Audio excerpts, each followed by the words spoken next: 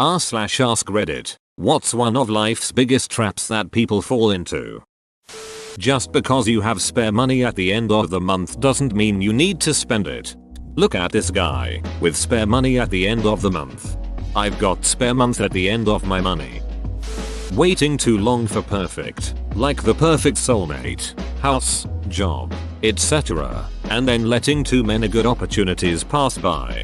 I have heard so many stories from people who have achieved the highest levels of success only to fall into the deepest depression of their life when they realize that even reaching their highest goals didn't fill that peace inside of them that was missing. It's like how any sports team that wins a championship is just grinding again at it the next year. Not saying that pursuing lofty goals isn't worth it, but as the saying goes, it's about the journey and not necessarily the destination. When artists give the concerts and performances of their lives, then going back to their hotels feeling empty. Sunk cost fallacy. Seriously underrated comment. Sometimes you just have to walk away. Doesn't matter what you've invested. The longer you stay, the more you will lose. This is true for relationships, bad jobs, houses and cars you are constantly repairing, the go-kart in your garage. Sometimes you're better off leaving behind the memories and the emotional and financial investments and just starting again from scratch. It's never easy, but it's something we all have to do eventually. Let it go.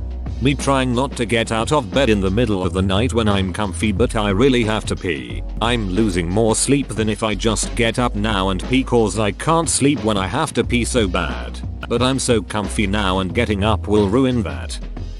Doing nothing because of fear of rejection. Or its cousin. Doing nothing because doing something limits your options.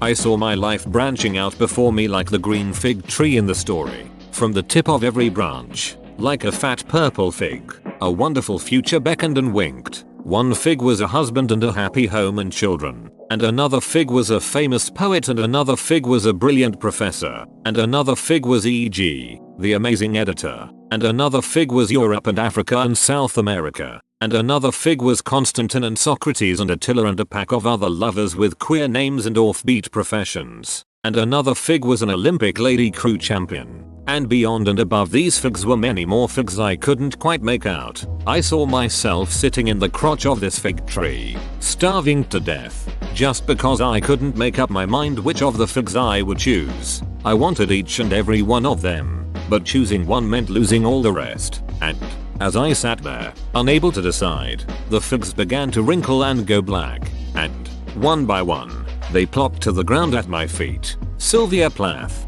The Bell Jar. Never letting go of the past. That can kill you, I swear. Or more specifically, how things that happened have hurt. Letting go of the pain. It's not always easy, but it is a trap. Or, slightly differently, regretting past decisions you made or opportunities you didn't take. Hindsight is 20/20 and I feel like I wasted a lot of my 20s regretting the past instead of enjoying the present. Heck, I guess I'm doing it right now. Not knowing how to use credit cards right. Edit. Didn't know this was gonna go crazy. I do have a YouTube video on how they can help and hurt you. https://yahoo BKO4 BJC. Spend $5,000 and pay back minimum balance $10. No? $15 or you will never get ahead on it. Lifestyle creep, feeling the need to upgrade cars, houses, jewelry, etc. to keep up with your peers. Yes, lifestyle inflation is how people earning 100k plus a year life paycheck to paycheck. Exactly. I have friends that tell me to buy certain things like a new car or something because I can afford it. They are so confused when I reply back I can afford not to as well. Thinking that you're running out of time to do something because someone else has done it already. I could absolutely shred guitar licks, of all genres, at age 17. I could play literally everything lead guitar wise. 10 hours a day practice sessions for 9 years and sacrificed grades, social life and all that comes with that. I gave it up when I heard Steve Vai live. It crushed me. Try as I might, there was no way I could do what he was doing. I couldn't get over it. Decades later, I realize I made a huge mistake. I was good and my entire philosophy was based on something outside of myself that I couldn't control. Don't make this mistake. Do you and put it out there because you like it. Similar thing happened with me and bass guitar. When I was 18 I bought my first bass and I practiced a bunch. I then met a friend who was a wizard on guitar who I played with almost every day, and I was getting to the point where I got comfortable playing outside in the streets of Boston. People came up to my friend and I and loved it and said we sounded like Black Sabbath, had others saying we sounded like Rage. We were strictly instrumental. I ducking even ran into one of the guys from dispatch who said he loved our sound when we were ducking around in a studio. Then something started to hit me when people kept saying I was good. I didn't know how to read music. I didn't know much about anything on bass. I literally just played what sounded good in my head or took a bass line and changed it up to make it catchy and my own. I still felt like a fraud and I kept having this lingering feeling that musicians that knew what they were doing would know I was a fraud. I then, biggest mistake, took to the internet and kept watching bass players who were better than me by a large margin and half my age. My best friend, the guitar wizard, told me it doesn't matter how good they are in the technical department. What matters is you know how to rock, and a lot of them don't. I still couldn't see past it though. I ended up getting so discouraged I sold my bass guitar to pay for some traveling and never looked back on playing. My buddy still plays though and I still support. Now I just blame my laziness to ever go back to picking up a bass again. Face rolling on the floor laughing. But the common thought I had in my head back then was I wasn't good enough to do anything with it other than to duck around. And I didn't want to be exposed, so I said sayonara before it happened. Letting other people define success for them rather than defining it for themselves.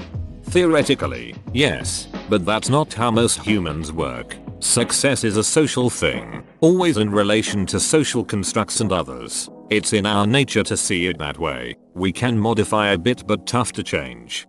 But that's not how most humans work. Success is a social thing, always in relation to social constructs, and a thirsty believe I can attest to this just a little bit. I'm the son of first-generation Asian American immigrants. Came over in 1992 as international students with a net worth of under $1,000. Stretched their scholarship, which was meant to cover 80% of their university cost, to pay for their entire university expenses, and made a life here. Since people seek out familiarity when in an unfamiliar environment, the vast majority of my parents' social circle was other Asian American immigrants. As a result, I knew countless other second-gen Asian Americans, aka my parents' friends' children, who weren't exactly my friends, but was on a first name basis with and maybe followed on IG. 80% of them went to top tier, think Stanford, MIT, Berkeley, etc., or second tier, Michigan,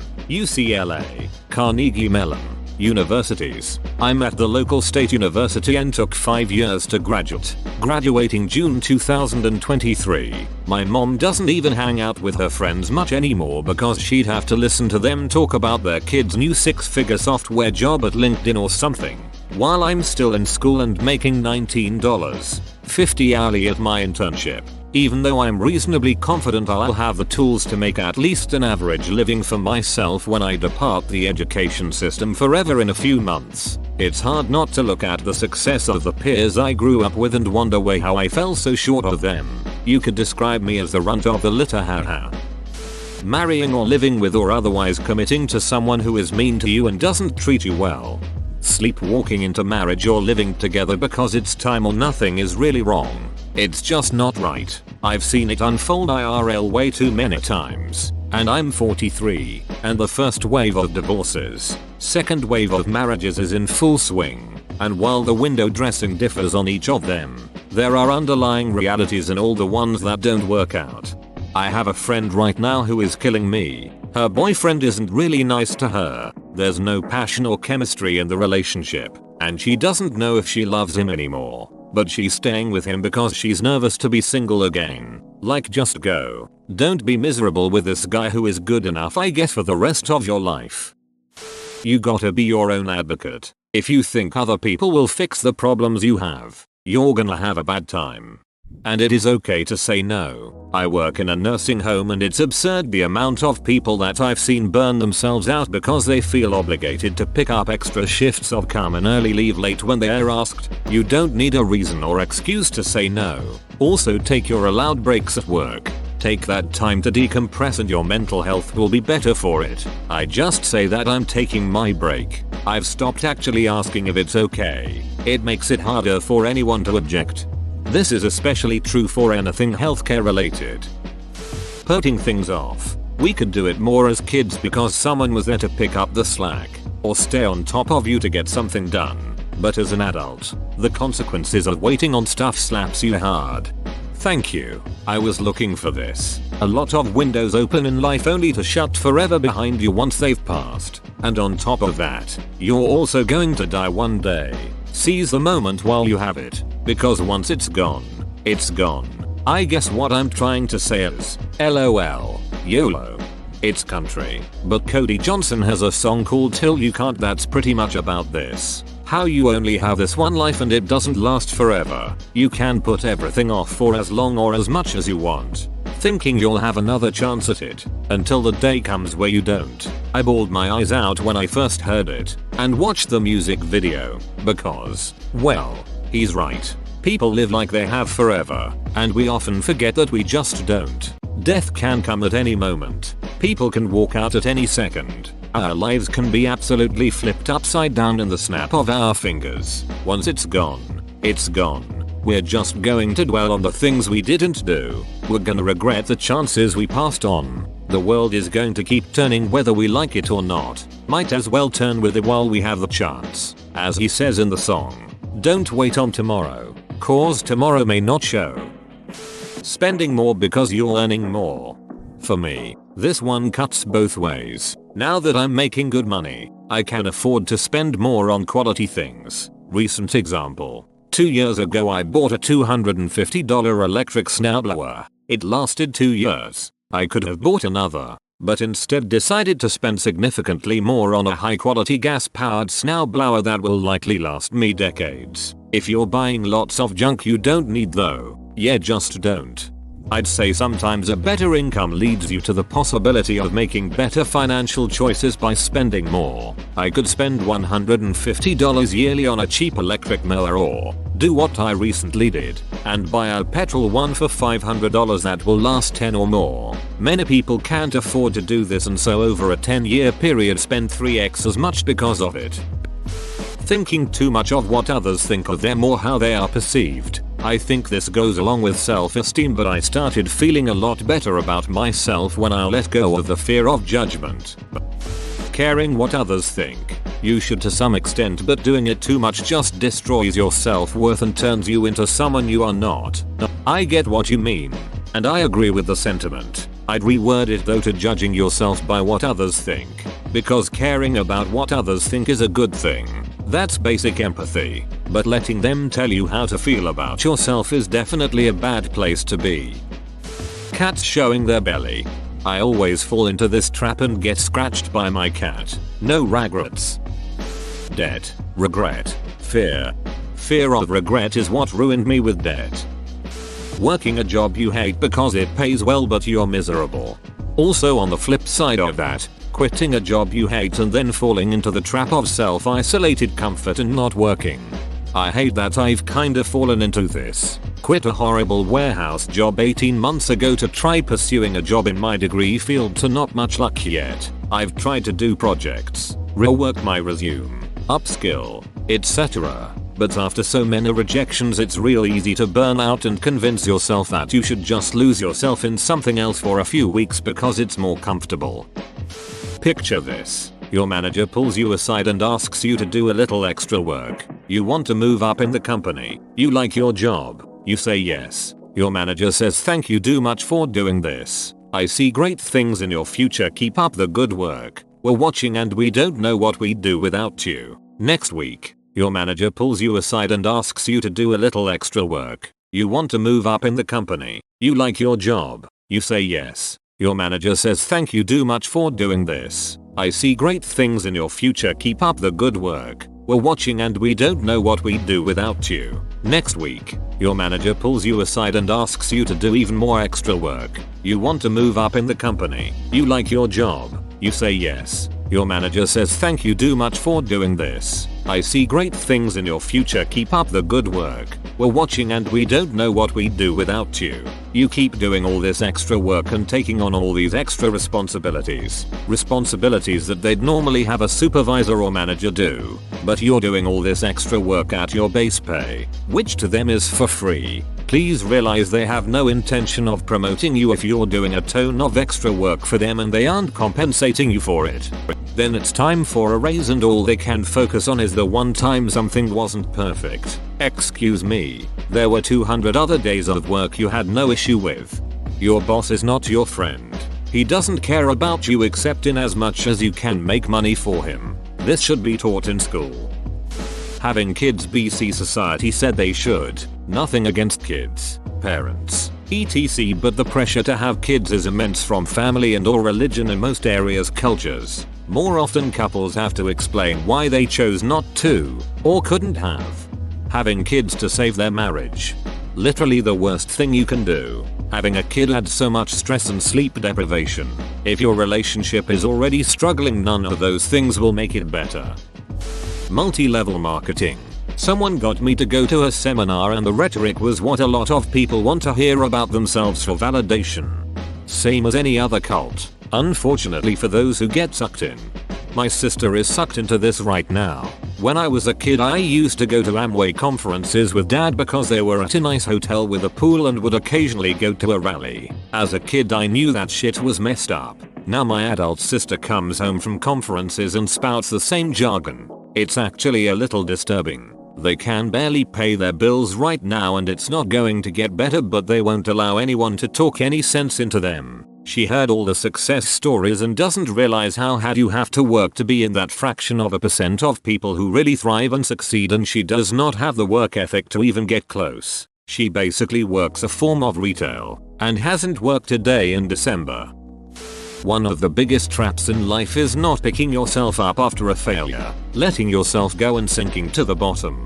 Depression will sink in and you'll start to lose everything. Extremely heartbreaking when you see someone you loved through this. They will stop caring and become suicidal because they feel there is nothing left to live for, when in reality they still are alive and that's all that matters. The world isn't better with less people. It's better with people who adjust and live for the better. Red Heart. My dad hit rock bottom with his alcoholism. Broke into a neighbor's house to burglarize it. Got arrested. Went to jail. Killed himself in his cell. When life hits hard, it can be hard to see another way. But there is always another way. Damn. I'm so sorry. That's genuinely tragic. Procrastination.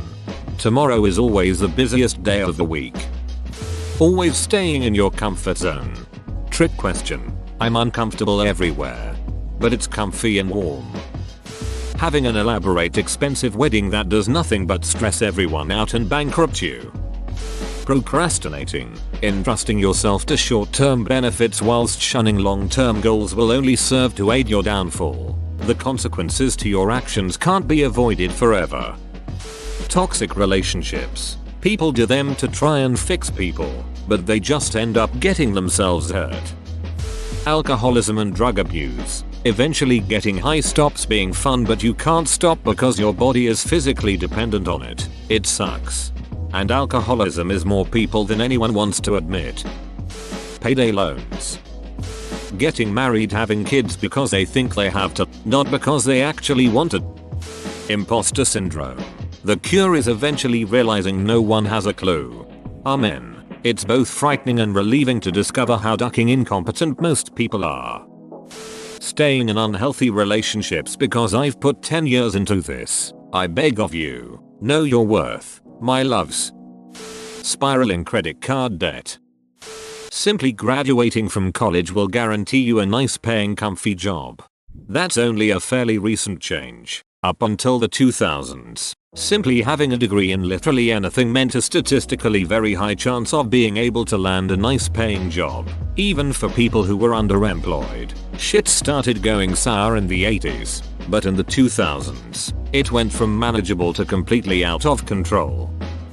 Having children if you don't want them. Never let your family or partner talk you into having them if you know it's not for you. Thinking HR is on their side.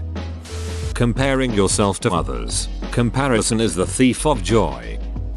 Low self-esteem, addiction, codependency, dependency, ignorance. My grandfather only ever gave me one piece of advice, God rest his soul. There are 3 things in life that can ruin you. 1. Drugs. Don't do drugs. 2. Don't gamble, and 3. A good woman is very important. A bad one can ruin your life forever. All I can say is too true.